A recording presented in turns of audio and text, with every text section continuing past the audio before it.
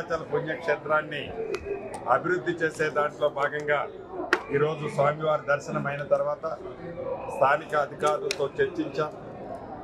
ఈ మాడు వీధులు ఏర్పాటు చేయడం కోసం కొన్ని ల్యాండ్ ఎక్విజిషన్ రిక్వైర్మెంట్ ఉంది, వాటికి కూడా నోటిఫికేషన్ ఇచ్చాం.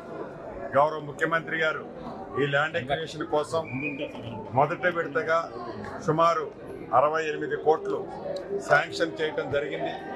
వాటితో పాటు ఇంకా టెంపుల్ అభివృద్ధికి ఇతరత్ర ఖర్చులకి తప్పకుండా రాష్ట్ర ప్రభుత్వం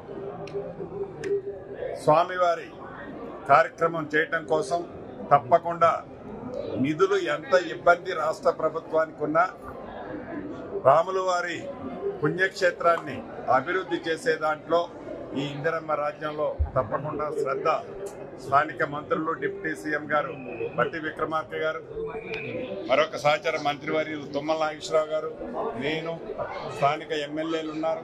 అందరం కలిసి ఈ టెంపుల్ని అన్ని రకాలుగా అభివృద్ధి చేసే కార్యక్రమాన్ని చేపట్టడం జరిగింది. తప్పకుండా రాబోయే కొద్ది రోజుల్లోనే ఈ టెంపుల్కి సంబంధించిన అన్ని వివరాలతో మరొక్కసారి చర్చించుకుందామని